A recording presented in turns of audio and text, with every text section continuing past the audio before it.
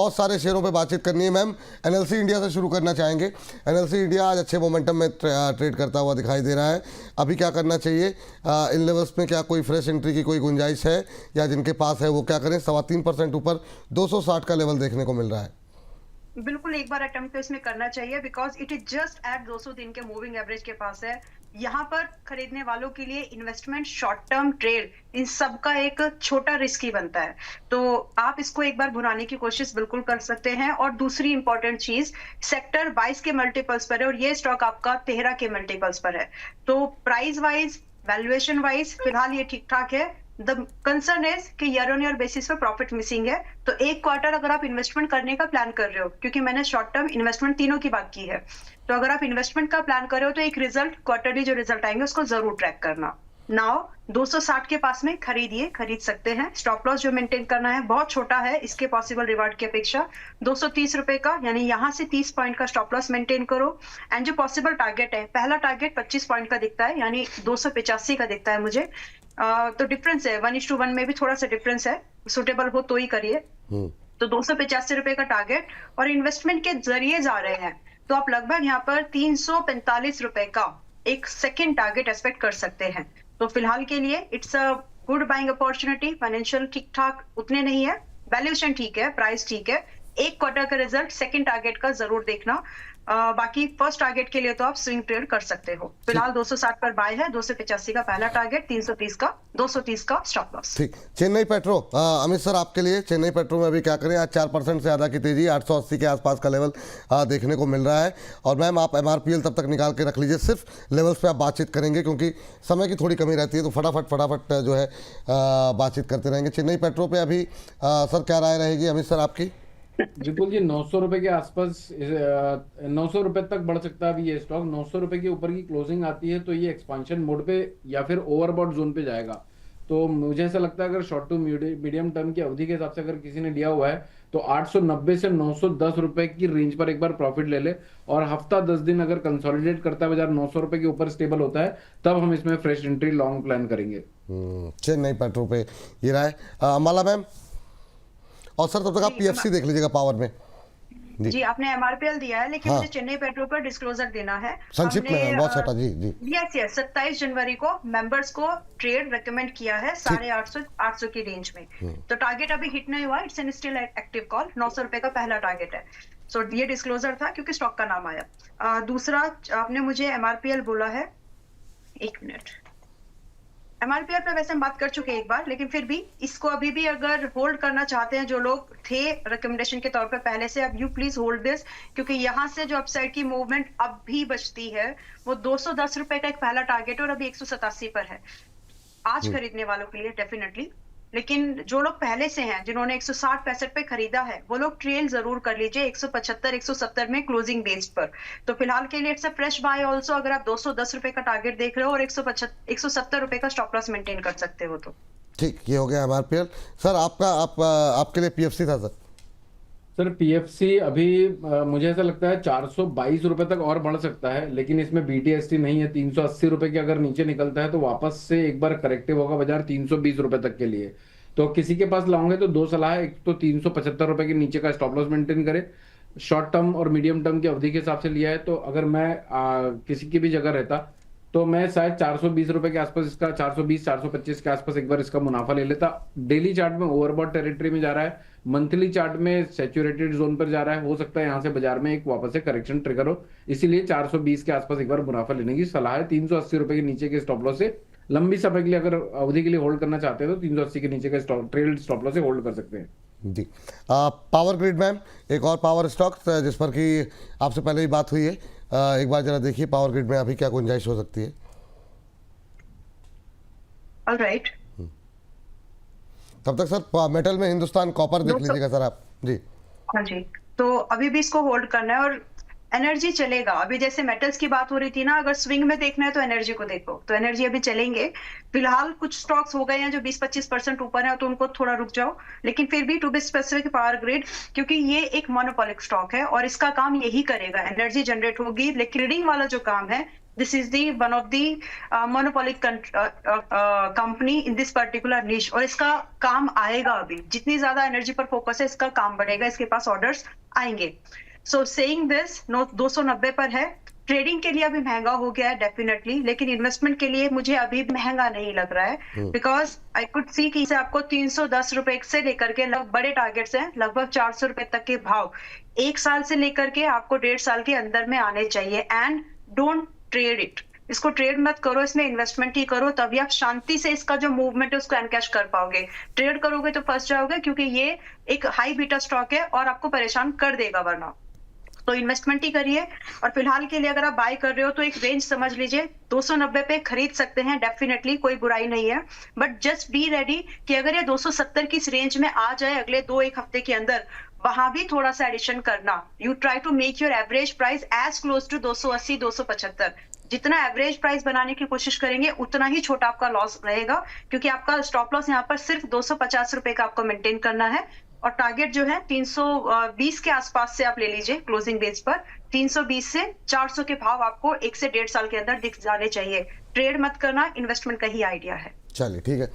Sir metal पे copper और zinc दोनों पे ही आपकी राय जानना चाहेंगे, जरा देख लीजिए जी। हिंदुस्तान कॉपर, विपुल जी देखिए, अभी 758 रुपए के आसपास का हाई लगाकर इसने करेक्शन दिया, रिसेंट करेक्शन 580 रुपए तक का, अभी 626 रुपए के आसपास चल रहा है। मुझे ऐसा लगता है अगर कोई ऊपरी स्तरों पर फोमो के चक्कर में बाय करके अटका हुआ है तो उसको एक अपॉर्चुनिटी मिलेगी 545 रुपए, 645 और 655 रुपए के बीच में एग्जिट प्लान करने की। 2 ऑप्शन है, एक तो लॉन्ग टर्म के लिए अगर होल्ड करना चाहते हैं तो आप अपने स्टॉप लॉस को ट्रेल करके 588 रुपए का कर लीजिए, और अगर शॉर्ट टू मीडियम टर्म की अवधि के हिसाब से लिया हुआ था तो 645 के आसपास एक बार 645-655 के बीच में एग्जिट प्लान करिए। 2 स्ट्रक्चर बन रहे हैं। वीकली चार्ट सेटअप में बाजार ओवरबॉट टेरिटरी में था, अब फेयर वैल्यूएशन की तरफ बढ़ने की कोशिश कर रहा है, तो हो सकता है थोड़ा कंसोलिडेट करे। लेकिन अगर 580 रुपए के नीचे निकल जाता है तो ये सेटअप खराब हो जाएंगे और फिर हो सकता है बाजार 520 रुपए तक गिरे। जय बात। और जिंक भी सर? और मैम तब तक आप इरिडा देख लीजिएगा और एक डिफेंस का एचएल, इन 2 पे आप फटाफट ले लीजिए। सर हिंदुस्तान जिंक जी। हिंदुस्तान जिंक 655 रुपए के ऊपर ही कोई फ्रेश तेजी बनाएगा। अभी अभी इसने रीसेंट लो 563 रुपए के आसपास का टेस्ट किया है, अभी अच्छा बाउंस बैक 636 रुपए के आसपास ट्रेड करा रहा है। किसी के पास लॉन्ग है तो 650 के आसपास एक बार एग्जिट प्लान करिए। मुझे ऐसा लगता है कि 600 और 650 रुपए के बीच में हो सकता है कुछ लंबे समय के लिए इसका कंसोलिडेशन हो, फिर बाद में रैली देखने को मिले और हमारे जो हाईएस्ट थे 700 रुपए के आसपास की पॉसिबिलिटी बनेगी। तो एक बार एग्जिट प्लान करना चाहिए 650 के आसपास। इनकेस 670 रुपए के ऊपर की क्लोजिंग आ जाती है तो हो सकता है हम वापस से जो अभी रिसेंट है 740 रुपए के उसके ऊपर बढ़ता हुआ बाजार को देखें। चलिए, ये बात जो है वो हिंदुस्तान जिंक को लेकर के। मैम आपके पास आते हैं, और कॉपर और जिंक के बाद आपका व्यू जो आपको 2 शेयर दिए गए, इरेडा दिया है और इरिडा और एचएल जी। ठीक है, तो इरेडा भी 130 है, राउंड फिगर 130 है, और to me 125-135 is the accumulation zone. यहाँ से आपका रिस्क छोटा सा है, सिर्फ 115 रुपए पर अपना स्टॉप लॉस मेंटेन करो, और इसको थोड़ा छोटा कर लिया अभी हमने, 115 रुपए पर स्टॉप लॉस मेंटेन करिए। स्विंग का टारगेट देख रहे हैं तो 145 रुपए एक्सपेक्टेशन है। इन्वेस्टमेंट का के तौर पर अगर आप देख रहे हैं जिसमें समय देना पड़ेगा, 160 रुपए should be the very first target आज इन्वेस्टमेंट करने वालों के लिए। स्विंग का 145 और 160 कम से कम जो इन्वेस्टमेंट प्लान कर रहे हैं। इसके बाद अगर आप चाहें तो होल्ड करके ट्रेल कर सकते हैं, लेकिन उसके बाद फिर बुकिंग आएगी। तो ये 2 मिनिमम टारगेट्स है जो इरेडा में मुझे दिखते हैं। स्टॉप लॉस 115 के नीचे मत रखो और छोटा रखिए उसको। अच्छा, यस, तो एचएएल अभी आ गया 4200 के पास में। तो फिलहाल इसमें फ्रेश बाइंग नहीं मैं रेकमेंड करना चाहती, क्योंकि इसको ये ब्रीच नहीं करना चाहिए था। 4400 का जो भाव था ब्रीच नहीं होना चाहिए था। It was a kind of accumulation zone, breach हो गया। तो फिलहाल अब इसमें अगर बाइंग करना है, वेट एंड वॉच कर लीजिए। सबसे पहले तो जल्दबाजी नहीं करो। डिफेंस के स्टॉक्स में हो सकता है कि सेंटिमेंटल ट्रेड, प्रॉफिट बुकिंग बोलिए या जो भी आपको दिखेगा वो होगा इन स्टॉक्स में। तो फिलहाल के लिए मैं ज्यादा कंफर्टेबल हूँ। एचएएल अगर मुझे मिल जाए 3800 के आसपास, 4200 पर है अभी, तो अलग से यहाँ पर हमें और डिक्लाइन की पॉसिबिलिटीज लगती है, लगभग 10 से 15% की। तो फिलहाल मैं वेट करना चाहूंगी। No fresh buy from my side. नहीं, अभी नहीं खरीदारी नहीं करनी है। बीडीएल और बीएल सर आपके हिस्से जाता है, जरा एक बार नज़र डालिए क्या करना चाहिए। बीएल हालांकि तब भी कोशिश कर रहा है हायर लेवल पे थोड़ा सा टिकने की 440 के आसपास। बीडीएल में भी उतनी गिरावट नहीं है जितनी एचएल में देखने को मिली है। इन दोनों पे आपका व्यू क्या है? सर ट्रेड पैटर्न तो एकदम खराब हो रखे हैं। जब तक ये 1515 के ऊपर बीडीएल नहीं निकलता है तब तक तकलीफों का समय बरकरार रह सकता है। 1111 रुपए तक के टारगेट्स दिखते हैं। अगर 1111 रुपए के आसपास मिले तो वो एक वैल्यू बाइंग जोन होता है। तो दो जोन है, 1111 रुपए पहला जोन और दूसरा 910 रुपए। इन केस अगर यहाँ तक गिरता हुआ कभी आने वाले समय में हमें बाजार मिले तो यहाँ पर एक्यूमुलेट करना चाहिए। ओवरऑल फ्रेश तेजी जो ट्रिगर होगी वो 1515 के ऊपर होनी चाहिए। तो अभी करंट मार्केट प्राइस में अगर लेने जाते हैं तो रिस्क रिवॉर्ड मैच नहीं करता है। तो बेटर ये है कि अगर कोई अपॉर्चुनिटी मिले 1111 रुपए के आसपास तो उन जोन पर एक बार बाइंग अपॉर्चुनिटी ढूंढेंगे। दोनों में सर, बीएल पे दूसरा एक और चीज मैं बोलना चाहूंगा विपुल जी, अभी हमने आईटी सेक्टर के बारे में भी कमेंट्री करी थी और डिफेंस सेक्टर, दोनों सेक्टर में मुझे ऐसा लग रहा है कि अगले 2 से 3 महीने कोई बड़ी स्ट्रेंथ देखने को नहीं मिलेगी, नहीं मिल सकती। और यहाँ से 5 से 7% मिनिमम ये दोनों सेक्टर गिर सकते हैं। तो अगर इन सेक्टरों में किसी के पास कोई होल्डिंग पड़ी हुई है तो थोड़ा सा कॉशियस हो जाइएगा, आज भी वक्त है। अगर आप लोगों को एक रिजनेबल रेट में एग्जिट मिलती है तो एग्जिट प्लान करके री एंट्री प्लान करिए 2-3 महीने बाद। चलिए, तो अभी डिफेंस में अगले थोड़े से समय जो है वो थोड़ा मुश्किल भरा हो सकता है, ये मानना है। मैम मझगांव और जरा जीआरएससी के पे एक नज़र आप डाल लीजिए। और फिर हर्ष आ चुके हैं तो जी कुछ कह रहे हैं सर? भारत इलेक्ट्रॉनिक्स, हाँ भारत इलेक्ट्रॉनिक्स जी रह गया जी। भारत इलेक्ट्रॉनिक्स में विपुल जी जब तक ये 434 रुपए के ऊपर है तब तक तो कोई दिक्कत नहीं है, लेकिन फिर भी 450 रुपए के ऊपर निकलने क्लोज होने के बाद इसमें अपर साइड के और पोटेंशियल खुलेंगे, वरना बाजार 420 और 460 रुपए के बीच में घूमता हुआ नजर आ सकता है। कोई बहुत अच्छे सेटअप नहीं दिख रहे हैं कि आज कल और परसों और कुछ दिनों में ये बाजार फ्रेश ब्रेकआउट दे दे, एक्यूमुलेशन होता हुआ नजर आएगा। लॉन्ग टर्म के प्रोस्पेक्ट से अगर किसी के पास लिया हुआ है तो कोई दिक्कत नहीं है, अभी तक ट्रेड सेटअप खराब नहीं हुआ है। अभी रिसेंट लो 406 रुपए का है, जब तक उसके नीचे निकल के क्लोज नहीं हो जाता तब तक लंबा होल्ड कर सकते हैं। ठीक मैम, जीआरएससी मझगांव। ओके, तो इसके साथ साथ कुछ स्टॉक्स रिकमेंडेशन दे सकते हैं अगर कुछ स्टॉक हाँ लेंगे या बहुत फिर संक्षेप में जी मैम। ओके, तो ब्लिस जीवीएस है जो आज 182 के पास में है। जी। यहाँ से एक शॉर्ट टर्म ट्रेड बनता है। हाँ। तो यहाँ पर खरीद करके 52 के आसपास में खरीद के, स्टॉप लॉस हमको थोड़ा सा बड़ा है विच इज 160 का स्टॉप लॉस है, जहां से पॉसिबल टारगेट 200 का एक पहला टारगेट और लगभग 220 रुपए का सेकंड टारगेट एक्सपेक्ट कर सकते हैं। 200 से 220 ना मैम? हाँ जी, ये जी। दो टारगेट्स यहाँ पर देख और सकते स्टॉप हैं। लॉस क्या करंट दिया प्राइस मैम जो आपने? कि 160 160 रुपए, बस एक- इससे नीचे रखने की जरूरत नहीं है, बस इट्स इनफ। चलिए 160 रुपये अभी चल रहा है, 182 रुपये 77 पैसे के आसपास। तो 1.25% के आसपास की मजबूती है।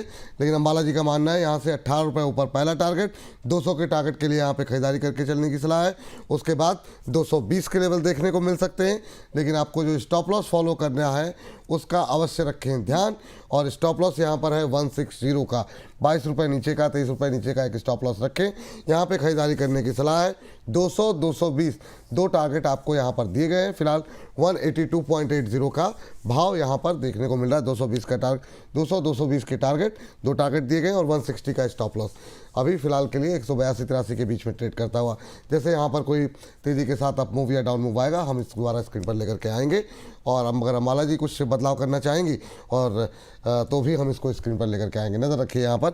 लेकिन मैम संक्षिप्त टिप्पणी मझगांव और जीआरएससी को लेकर। मझगांव पहले मेरी स्क्रीन पर है 2400 के आसपास रहा है लगभग। एंड यहाँ से विपुल जी थोड़ा सा या तो ब्रेक प्ले करिए, सिंपल स्टेटमेंट है, जो कि 2600 के पार है। 2600 के ऊपर क्लोज करेगा तब आप फ्रेश लॉन्ग करेंगे, वहां से 2400 का स्ट्रेस रहेगा। तो अभी ब्रेकआउट नहीं हुआ है। दूसरा नजरिया, अगर आप इसमें देख रहे हैं कि अगर आज के लिए खरीदना है या नहीं खरीदना है, या तो ब्रेकआउट या फिर एक बहुत ही बेहतर बाइंग जो 2000 आसपास मिलेगी आपको, और अभी ये 2400 पर। सो सिंपल स्टेटमेंट है, अभी कोई भी बाइंग का ना तो बॉटम बाइंग मिल रही है और ना ही ब्रेकआउट मोमेंटम मिल रहा है। तो फिलहाल अवॉइड, टच मत करो इसको, अवॉइड रखो फिलहाल के लिए। चलिए जीआरएससी। दूसरा स्टॉक जो लोग जी, जीआरएससी आ गया है अभी आपका 2500 के पास में। Same view monthly time frame पर मुझे लगता है कि इसमें और थोड़ा पिट बुकिंग आएगी, लेकिन अगर पहले से हो स्टॉक फ्रेश बाइंग भी करना है या पहले से हो, दोनों के लिए ये व्यू रहेगा कि आप फ्रेश बाइंग भी कर सकते हैं, जिसमें कि स्टॉप लॉस है आपका 2100 मेंटेन करना है क्लोजिंग बेस्ड पर।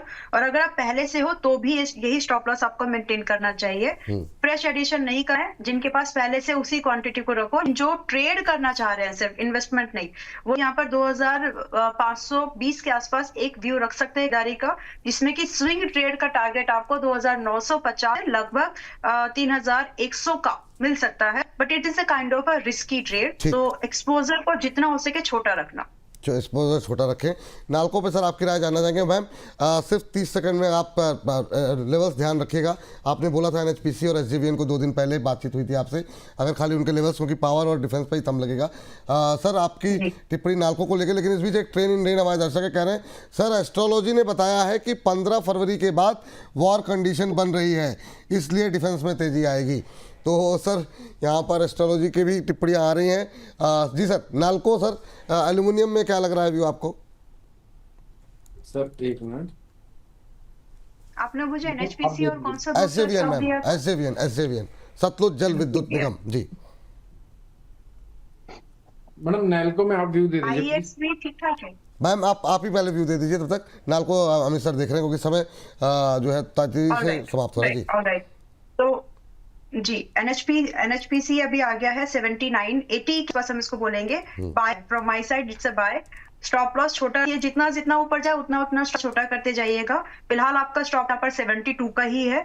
जो पॉसिबल एनएचपीसी में मुझे दिखते हैं वो 84 का है मिनिमम, और उसके बाद इट डिपेंड्स, अगर आप होल्ड कर सकते हैं तो 92 के ऊपर भी इसको जाते हुए देख पाएंगे। तो ये भाव है जो आप ट्रैक कर सकते हैं टारगेट के तौर पर। स्टॉप लॉस 72 का ही मेंटेन करना है अगर आज खरीद रहे हैं तो।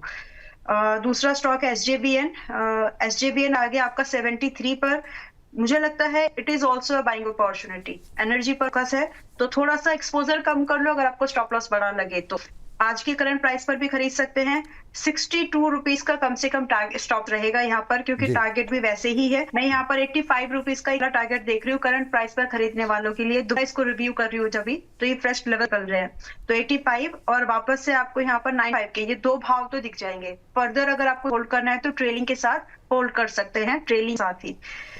विपुल जी आईएक्स भी है, एनर्जी का ही स्टॉक है। हाँ आईएक्स जी मैम, जी यस, तो आईएक्स को मुझे नहीं लगता कि मिस करना चाहिए। 126 पर आया है। धीरे धीरे एक स्लो धीरे मोड पर, स्लो मोड पर हम यहाँ पर 120 रुपए से लेकर के 126 की रेंज में, रेंज इसलिए दिया ताकि आप एंट्री आराम से कर सके, कोई प्रॉब्लम ना हो। तो 120 से 126 रेंज में बाइंग ले सकते हैं, जिसमें कि टारगेट यहाँ पर पहला मिलेगा लगभग 140 रुपए का, and that could extend up to 180। Stop loss यहाँ पर क्लोजिंग बेस पर 100 रुपए का मेंटेन करना है। तो आपका risk reward first target stop loss के कंपेरिजन में 1:1 ही। तो देख लो, अगर कंफर्टेबल लगे तो ट्राई कर सकते हैं। ठीक, आईएक्स पर भी नज़र रखें। अभी जो है एकदम से स्पाइक भी आया है, ऑलमोस्ट फ्लैट अप ट्रेड करता हुआ 126 का लेवल देखने को मिल रहा है। सभी देखिए स्क्रीन पर दिखा भी दिया हमने आपको। तो यहाँ पे जो लेवल्स हैं उसको आप पीछे जाके सुन लीजिएगा। तब तक नाल्को पे टिप्पणी, समय ज़्यादा हो गया है। सर बहुत संक्षिप्त टिप्पणी नाल्को को लेकर क्या करें, इसी के साथ इस सेगमेंट को समाप्त करेंगे।